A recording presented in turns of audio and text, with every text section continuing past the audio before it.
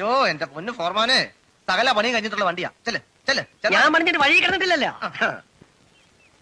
അവിടെ പിടിച്ച് തിരിക്കാതെ. ചെല്ലേ ചെല്ലേ. തനിക്ക് വേണ്ട, എനിക്ക് വേണ്ട. പക്ഷെ വഴി കിടക്കുമ്പോ എന്നെ വിളിക്കരുത്.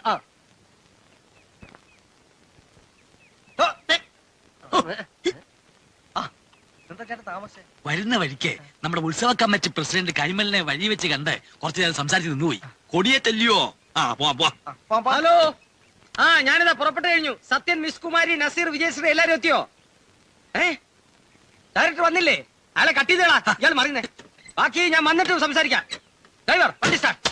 എടോ ഇങ്ങോട്ട് ഇറങ്ങി, ഞാൻ വൈക്കത്ത് പോകാൻ വേണ്ടി നിൽക്കുക. വൈക്കത്ത് നാളെയും പോ.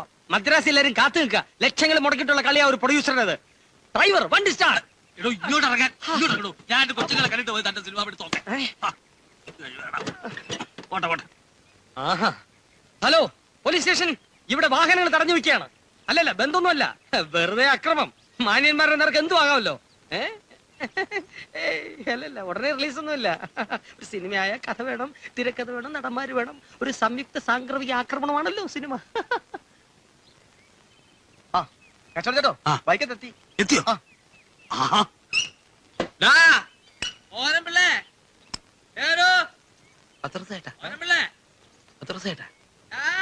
എവർക്കൊന്നും തലയ്ക്ക് സുഖമില്ല അല്ലയോ? കറക്റ്റ്.